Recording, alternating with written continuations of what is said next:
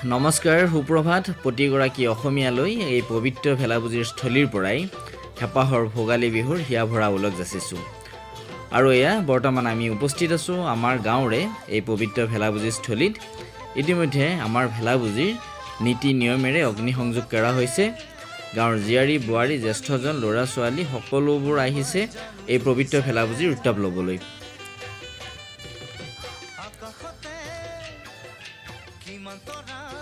ৰাতিপুৱাৰ ভাগতে গাঁৱৰ সকলোবোৰ গৈ ননৈ নদীত বিহুৰ স্নান কৰি এতিয়া মেজি ৰুম ল'বলৈ সকলোবোৰ আহিছে।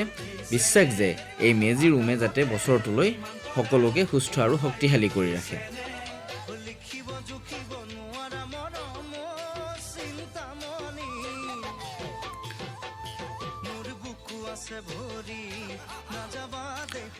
আৰু আপোনালোকে দেখিবলৈ পাইছে গাঁৱৰ জীয়ৰী বোৱাৰী আয়তী সকলোৱে ধূপ দীপ নৈবেদ্য অগ্নি দেৱতালৈ আগবঢ়াইছে। সকলোৱে এইটোৱে কামনা কৰিছে যে এই পবিত্ৰ মেজিৰ জুয়ে নাশ কৰক অসূয়া অপ্ৰীতি তথা অপায় অমংগল।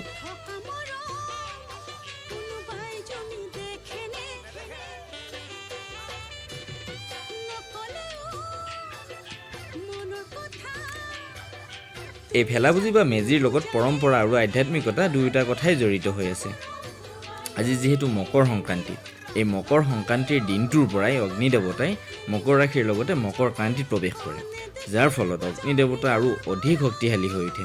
সেয়েহে এই মকৰ সংক্ৰান্তিৰ দিনটোৰ পৰাই বছৰটোৰ বাবে অগ্নি দেৱতাৰ পূজা আৰম্ভ হয়, আৰু এয়া হৈছে অগ্নি পূজাৰ এক উদাহৰণ।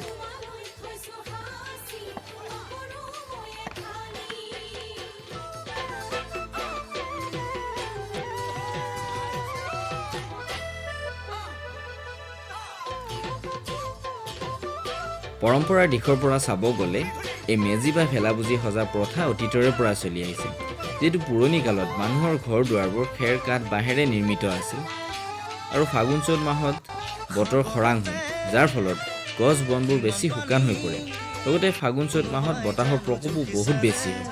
সেয়ে বনজুই তথা জুইৰ পৰা পৰিত্ৰাণ পাবৰ বাবে পুহ আৰু মাঘ মাহৰ দুমাহীৰ দিনাই এই চহা অসমীয়া তথা জনজাতীয় লোকসকলে এই সংক্ৰান্তিৰ দিনটোত মেজি বা ভেলাপুজি সাজি অগ্নি দেৱতাক পূজা কৰি আহিছে, যাতে বছৰটোলৈ অগ্নি দেৱতাই তেখেতসকলক একো অনিষ্ট সাধন নকৰে।